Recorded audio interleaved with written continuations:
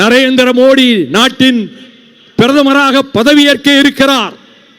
அந்த பதவியேற்பு விழாவுக்கு கொலைபாதகன் ராஜபக்சேவை சிறப்பு விருந்தினராக இந்திய அரசு அழைத்திருக்கிறது என்று கேள்விப்பட்ட மாத்திரத்தில் கடுமையான சாடல்களால் ஒரு மின்னஞ்சலை நரேந்திர மோடிக்கு அனுப்பி வைத்து நான் உடனே சந்திக்க வேண்டும் என்றவுடன் மறுநாள் குஜராத் பவனத்திலே அவர் என்னை சந்திக்க வாய்ப்பு கொடுத்த போது என் சகோதரன் கணேசமூர்த்தியோடு அங்கு சென்றார்.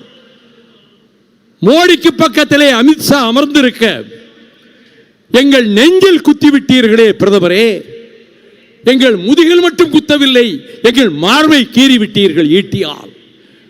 தலைகை விழுந்து இருக்கிறான் என் தமிழன் ஈழத்திலே, கும்மாளம் அடிக்கிறான் சிங்களவன். புதிய அரசு வந்தது, எங்களுக்கு சிறப்பு அழைப்பு. ஏ தமிழா, உன் கதி இதுதானா என்று கேட்கின்ற நிலைமையை ஏற்படுத்தி விட்டீர்களே.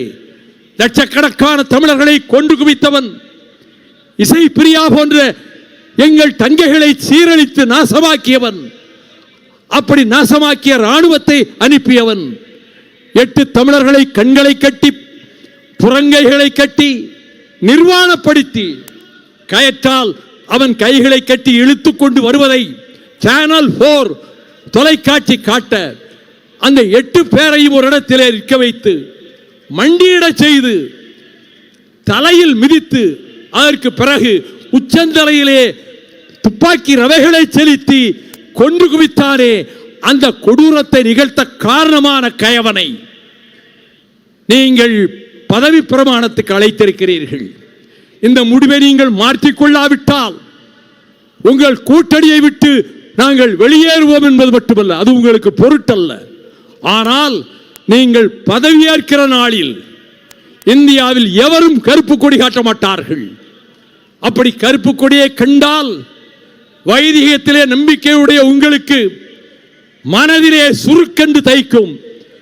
நாங்கள் 4,000 தோழர்களும் நீங்கள் பதவியேற்கிற அதே நேரத்தில் அதற்கு முன்பாகவே ஜந்தர் மந்தரிலே இருந்து கருப்பு கொடி ஏந்தி போராடுவோம் என அறிவித்து அதன்படியே போராடி காவல்துறையினரால் கைது செய்யப்பட்ட தியாகத்தை செய்து